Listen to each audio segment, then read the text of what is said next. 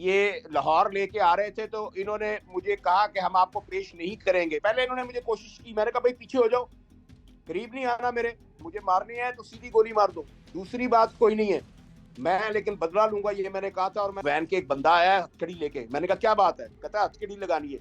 मैंने कहा ये तुम वकालत को आज हथकड़ी लगा रहे हो इस वैन के अंदर, ये अंदर जाके खुल जाएगी। मेरी मिसेस को अरेस्ट किया गया। तो अजीम है एसएचओ साहब इधर के गार्डन टाउन के, तो मैं उनके पास बैठा हुआ था, तो उन्होंने मुझे एक वाकया सुनाया, मैं उसको कोट कर दूंगा, मैं जज साहब का नाम नहीं लूंगा।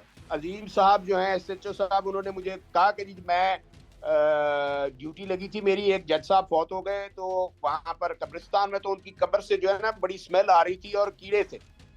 मैंने कहा आपको याद नहीं है ये वक्त, वहां कोई आईजी नहीं होगा, वहां कोई ऑर्डर पास नहीं करेगा, वहां नहीं देखा जाएगा कि आपके कितने स्टार लगे हुए हैं और आप पुलिस के किस रैंक पे हैं। तो ये खुदा के लिए इस मुल्क के अवाम के साथ मोहब्बत कीजिए, इन पे जुल्म न कीजिए। जी बिस्मिल्लाहिर्रहमानिर्रहीम, अस्सलाम वालेकुम। सियासत डॉट पी की आप देख रहे हैं। जमाल अहमद आपके साथ, तो खुर्रम लतीफ़ खोसा साहब मेरे साथ मौजूद हैं। गिरफ्तारी और फिर रिहाई के बाद आज पहली बार हमारे साथ हैं खुर्रम साहब। सर अस्सलाम वालेकुम। वालेकुम अस्सलाम। सर गिरफ्तारी से पहले आपसे बात हुई थी, आपने बताया था तो सारा मामला हुआ था आपके ऑफिस के बाहर, जिस तरह से पुलिस ने उसको हाँ। हरास किया, पूरे ऑफिस का घेरा किया और उसके बाद आपको अरेस्ट कर लिया गया। कहाँ कहाँ पर लेकर गए? मुझे इन्होंने सैर कराई, मैं इनका मशकूर हूँ। ये मुझे जब इन्होंने गिरफ्तार किया तो मैंने कहा भाई मेरे, आप सारी रात से मेरे घर के बाहर खड़े हैं, वो आप मुझे बता देते मैं खुद ही आ जाता, और मैं बलोच आदमी हूँ, भागूंगा नहीं, हम्म। मैं आपके साथ जाऊंगा। आप अगर पाकिस्तान के मसले मेरी गिरफ्तारी से हल होते हैं और अंदरूनी और बैरूनी मुश्किलात खत्म होती हैं तो मुझे कोई इतराज नहीं है, अगर बिजली की लोड शेडिंग भी खत्म होती है आप ले चले मुझे। कहाँ कहाँ लेकर गए वैसे? ये वो हडियारा है, उससे आगे तो मेरे ख्याल में लुधियाना है, तो मुझे हडियारा ले गए थे।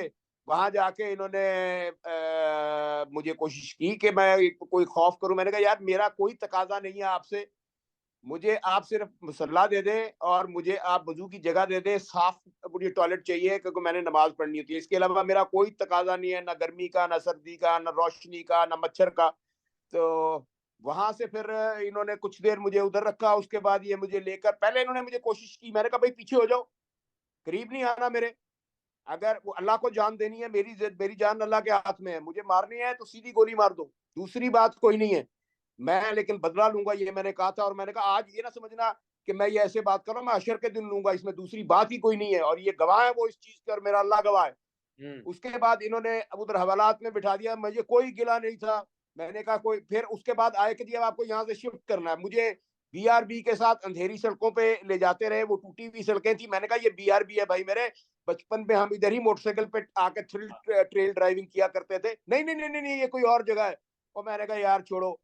आगे गए तो आगे जाके एक जगह गाड़ी रोक दी, गाड़ी रोक के मेरे मुंह के ऊपर जो है वो जैकेट डाल दी, मेरे जूनियर के मुंह पे जैकेट डाल दी। मैंने कहा भाई मेरे, आप जहां से हमें लेके आए हो हम अंधे ही थे, हमें कोई पता नहीं है। फिर कहते हैं कि जी अल्लाह अकबर, मैंने कहा मेरी जान मेरे अल्लाह के हाथ में है, आपके हाथ में नहीं है, ये जेल में रखना। उसके बाद वो खैर गाड़ी चली, मुझे महसूस हुआ कि एक दरवाजा खुला है, मैंने कहा भाई गाड़ी चल पड़ी है, दरवाजा खुल गया है और गाड़ी दरवाजे के अंदर जा रही है, दरवाजा छोटा है, वहां से हवालात में बंद किया। रात हमने हवालात में गुजारी और सुबह जो था पता लगा कि को 50-60 लोग हमारे प्रोटोकॉल के लिए लाहौर से आए हैं।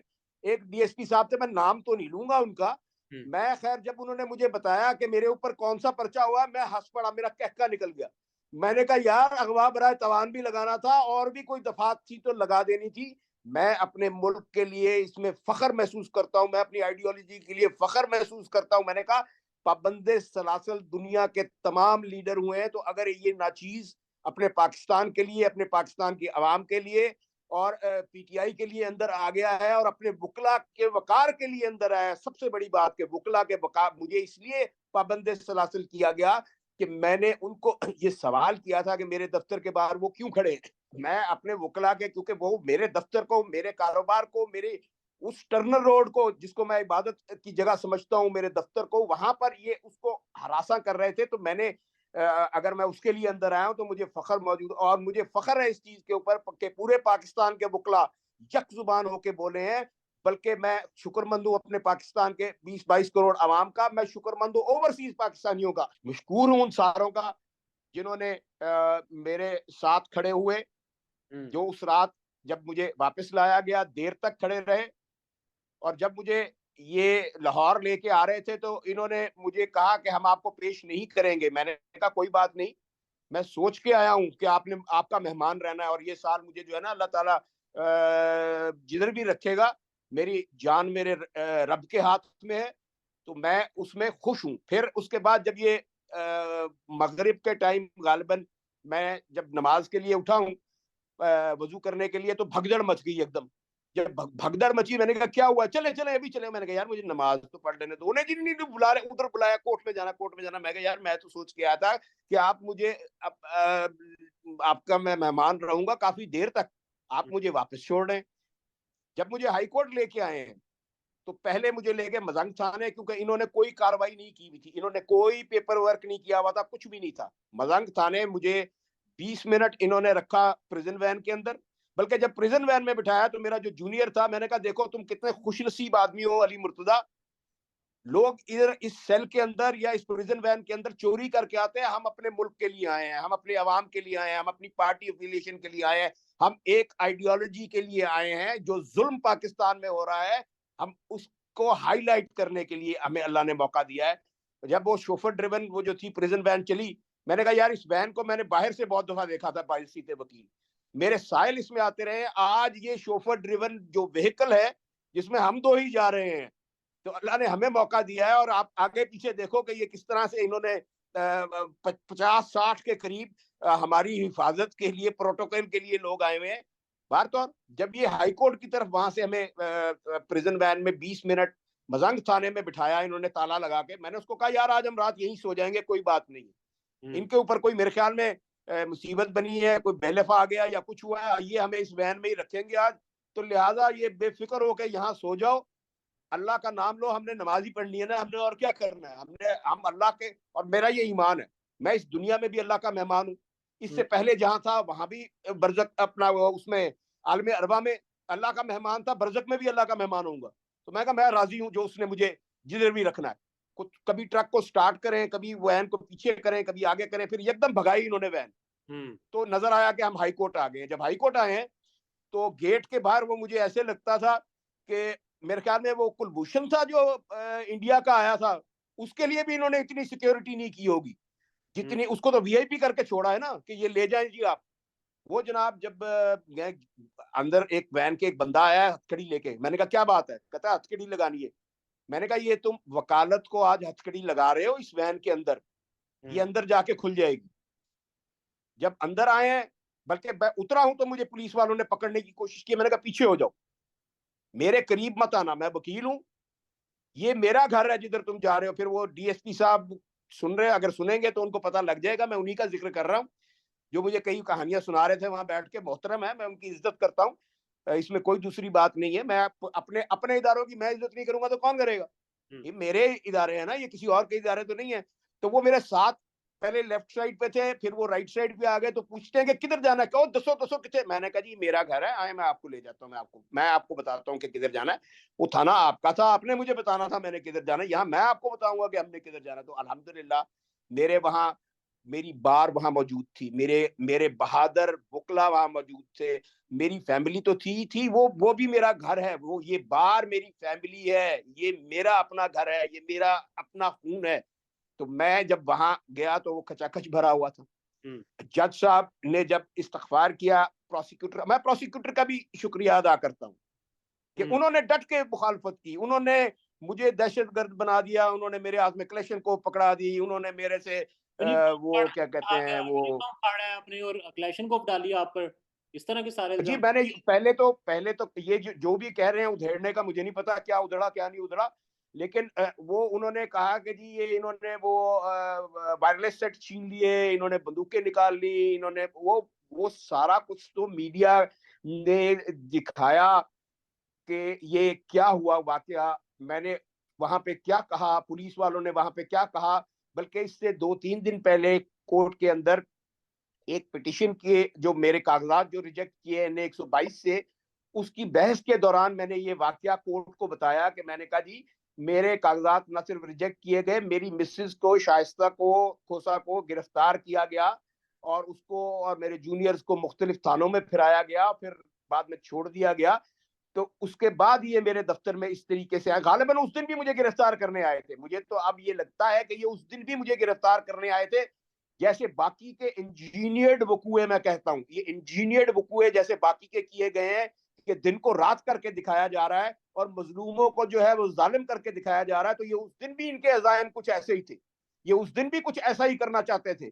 लेकिन क्योंकि उस दिन बुकला इकट्ठे हो गए, उस दिन वर्किंग डे था, तो उस दिन ये इनकी बस न चली। और फिर ऊपर से आपकी मीडिया की आंख ने पूरी दुनिया को ये दिखा दिया, अक्रॉस द ग्लोब ये दिखा दिया, कि पाकिस्तान के अंदर, पंजाब में स्पेशली, पुलिस अपने ही लोगों को समझ रही है कि वो इंडिया के लोग हैं, और उनको बल्कि उनको ज्यादा प्रोटोकॉल देते हैं ये। उनके जब कोई वहां से डेलीगेशन आता है तो उनके लिए आगे पीछे गाड़ियां लगती हैं, उनके लिए खाने होते हैं, उनकी हिफाजत होती है, उनको सेहत अफजा मकामात पे लेके जाया जाता है। ये हम बेचारों पाकिस्तानियों के लिए है कि वो कहा था ना किसी ने, निसार मैं तेरी गलियों पे या वतन के जहाँ चली है रस्म के कोई न सर उठा के चले। तो अल्हम्दुलिल्लाह हम बार वाले जो हैं, हम पुरअमन लोग हैं, हम दलाइल से बात करने वाले लोग हैं, हम मोहब्बत करने वाले लोग हैं। और मैंने कहा, और मैं आज भी आपके सामने कहता हूं, and I from the core of my heart I say this, that we lawyers legal fraternity are seen to be, कि हम रेजिस्टेंस का सिंबल है। बट आई से रेजिस्टेंस के बाद लव और प्यार और पीस होता है और प्रॉस्पेरिटी होती है। We are a symbol of love, peace and prosperity, and we stand for the sake of Pakistan, we stand for the sake of rule of law, we stand for the sake of supremacy of the constitution. Khurram साहब, आपने भी बताया आपको घुमाया फिराया गया मुख्तलिफ थानों में, और फिर जाहिर है जिस तरह टूटी सड़क सारा कुछ बताया। तशद्दुद तो नहीं किया गया आपके ऊपर, या कोई धमकी वगैरह दी गई हो? मैंने आपको बताया ना कि मुझे जब मैं डीएसपी थाने साहब में ले गए हैं क्या कर रहे तो थे? वहां इन्होंने कोशिश की, मगर मैंने उसको सीधी बात कर दी। हम्म, मैंने कहा क्या करोगे मुझे, मार दो, मारो मुझे, मार दो, गोली मारोगे, इससे नीचे बात नहीं है। हम्म। मैं बिल्कुल, मैंने अपनी जिंदगी डिग्निटी से गुजारी है, मरूंगा भी डिग्निटी से। मैं सिर्फ अपने अल्लाह से डरता हूं, अल्लाह को जान देनी है, किसी दूसरे को जान नहीं देनी मैंने। और डीएसपी साहब का आप जो बता रहे थे, वो आपको डराते धमकाते रहे, किसी का पैगाम पहुंचाते रहे? मुझे कोई पैगाम नहीं दिया उन्होंने। हम्म, वक्त गुजर गया, मैं कोई ऐसी बात नहीं कहूंगा, जो जैसे वाकया हुआ वो मैंने बता दिया। हम्म, वो मैं उनका भी शुक्रगुजार हूँ। और मैंने उनको कहा था कि क्यों आप इतना तरद्दुद कर रहे हैं, मैं तो एक नाचीज हूँ, कुछ भी नहीं हूँ, ना मेरी कोई इतनी लंबी चौड़ी आपसे डिमांड्स होंगी। गुजर गया, वक्त गुजर गया, मैं उनका शुक्रिया अदा करता हूँ। वो अपनी तौर पे पाकिस्तान के लिए कुछ सोचते हुए किसी के कहने पे ये कर रहे थे, लेकिन मैं उनको ये कहूंगा, बल्कि मुझे एक जो ये आपके, जब मेरी मिसेस को अरेस्ट किया गया, तो अजीम है एसएचओ साहब इधर के गार्डन टाउन के, तो मैं उनके पास बैठा हुआ था, तो उन्होंने मुझे एक वाकया सुनाया, मैं उसको कोट कर दूंगा, मैं जज साहब का नाम नहीं लूंगा। अजीम साहब जो है एसएचओ साहब, उन्होंने मुझे कहा कि जी मैं ड्यूटी लगी थी मेरी, एक जज साहब फौत हो गए, तो वहां पर कब्रिस्तान में, तो उनकी कब्र से जो है ना बड़ी स्मेल आ रही थी और कीड़े थे। मैंने कहा आपको याद नहीं है ये वक्त, वहां कोई आईजी नहीं होगा, वहां कोई ऑर्डर पास नहीं करेगा, वहां नहीं देखा जाएगा कि आपके कितने स्टार लगे हुए हैं और आप पुलिस के किस रैंक पे हैं। तो ये खुदा के लिए इस मुल्क के अवाम के साथ मोहब्बत कीजिए, इन पे जुल्म न कीजिए। खौसा साहब, अब आप रिहा हो चुके, केस दायरा खत्म कर दिया, खारिज कर दिया गया, उसके बाद तो तंग नहीं कर रहे आपको। और दूसरा, फिर सुप्रीम कोर्ट में बड़ी अहम समाअत हुई थी, जाहिर है सरदार साहब के आप बेटे भी हैं, रिमार्क्स आए कि सरदार नाम नहीं लिखना, इस पर अगर आप कमेंट करना चाहें तो। देखें जी, अगर मैं काजी साहब को ये कहूं, क्योंकि जब कोई ये बात करेगा कि वो काजी किस लिए लिखते हैं, और मुझे कोई खौफ नहीं है। मेरा नाम सरदार खुर्रम लतीफ खान खोसा है, मुझे इसमें फख्र है। और अगर किसी को शर्मिंदगी है तो वो अपनी शर्मिंदगी, वो अपने अपने नाम से अपना टाइटल हटा ले। कोई हमें क्यों कहे कि जी आप ये नाम रखें और ये नाम, ये इसका इस केस से क्या ताल्लुक है, मुझे मुझे ये समझ नहीं आ रही कि ये। और एक सिंपल सी बात बताऊंगा, when we were at the law school we were told, when a जज ओपन्स हिज माउथ ही शट्स हिज माइंड। हम्म। जजेस स्पीक थ्रू देयर जजमेंट्स। ये आज क्या हो गया है इनको, इनके साथ ही सरदार तारिक मसूद साहब मोहतरम जस्टिस बैठे हैं, उनको भी कह दें भाई, जब आप कौन है हमें बताने वाले।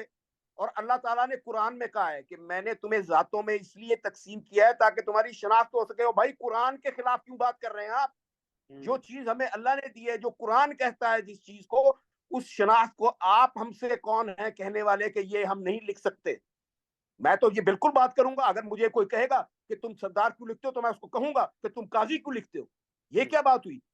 और ये मैं मोहतरम के एहतराम से कह रहा हूँ, एहतराम से कह रहा हूँ। जी को जी होता है।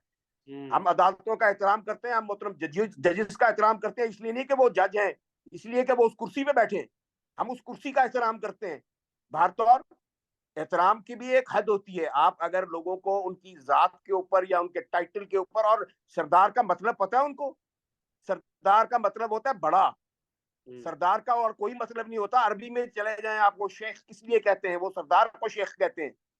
ये अल्लाह ताला की बनाई हुई बांट है, ये मेरी नहीं है। मेरे इख्तियार में नहीं था कि मैं इस घर में पैदा हूं और मेरा नाम जो है सरदार से शुरू हो। मुझे अल्लाह ताला किसी घर में भी पैदा कर सकते थे, और मैं जहां भी पैदा होता, मुझे दूसरों का भी एहतराम करना चाहिए और अपना भी। मैं कुरान में वो अल्लाह कहता है ना कि मैं दिलों पे पर्दे डाल देता हूँ या सजदे की तौफीक नहीं देता। हमारे साथ ही हमारे जो और दीगर दोस्त हैं जो हमारे मजहब से नहीं है, वो हमारी मस्जिद में हमारी खिदमत कर रहे होते हैं, लेकिन उनको अल्लाह ने वो तौफीक नहीं दी है। तो मैं क्यों किसी का इस तरीके से तजलील करने वाले लहजे में या तजलील करने वाली एक तनकीद में बात करूं? मुझे तो अल्लाह ताला ने और मेरे नबी सल्लल्लाहु अलैहि वसल्लम ने एहतराम का कहा है, और ये भी कहा है कि किसी को बुरे नाम से भी ना बुलाओ। लिहाजा ये मैं काजी साहब को बिल्कुल आपके प्रोग्राम की विसातत से, वो बेशक मुझे भले जो मर्जी समझे, with utmost respect, my lord, I'll be submitting that I am a Sardar because I was born in this tribe and there is nobody to question my title. So please, for the next, abstain from personal comments. This, I bow before the court through this program, and I'll make a request that please, for God's sake, we should not engage ourselves in personal comments. Sir thank you so much. Pakistan में इस वक्त सबसे बड़ा मसला बोलने का है। पाकिस्तान में बोलने नहीं दिया जाता, जुबानें खींच ली जाती हैं, डर है, खौफ है, टेरर है। पाकिस्तान का मीडिया मुकम्मल तौर पर कंट्रोल्ड है, वेल मैनेज्ड है, एक मैसिव सेंसरशिप है। इसी तरह का दबाव पाकिस्तान में siyaset.pk भी फेस कर रहा है, जिसे पाकिस्तान भर में गुज़श्ता कई महीनों से मावरा आइन, मावरा कवानीन मुकम्मल तौर पर बंद कर दिया गया है, मुकम्मल तौर पर बैन कर दिया गया है। siyaset.pk की नशरियात को लिमिटेड करके पाकिस्तान में छोड़ दिया गया है। तमाम तर कानूनी मुआवजे के ऊपर आवाज उठाई गई, दस्तक दी गई, लेकिन हर तरफ से खामोशी है, सन्नाटा है, कहीं पर कोई सुनवाई नहीं है, कोई सुनने को तैयार नहीं है। लेकिन इसका हल क्या है? क्या खामोश हो जाएं? क्या सवाल ना करें? क्या मालूमात आप तक ना पहुंचाएं? क्या इंफॉर्मेशन आप तक ना पहुंचाएं? मालूमात भी पहुंचेगी, इंफॉर्मेशन भी पहुंचेगी, सवालात भी उठेंगे, लेकिन अब आपने रोल प्ले करना है, आपने अपना किरदार अदा करना है। और छोटा सा एक प्रोसीजर है, प्रोसेस है, उसके बाद आप अपना किरदार अदा करें और हमारी मदद करें। पहले आपने यह करना है कि हमारे यूट्यूब चैनल को सब्सक्राइब करना है, उसके बाद ज्वाइन के बटन के ऊपर जाना है, क्लिक करके हमारा मेंबर बनना है। या फिर दूसरा ऑप्शन यह है कि आपने वीडियो की डिस्क्रिप्शन में जाना है, वहां पर पैट्रियन का लिंक मौजूद होगा, उस लिंक के ऊपर क्लिक करें और हमें सपोर्ट करें, हमारा हिस्सा बने, हमारी ताकत बने। ख्याल रखिएगा। अल्लाह हाफिज।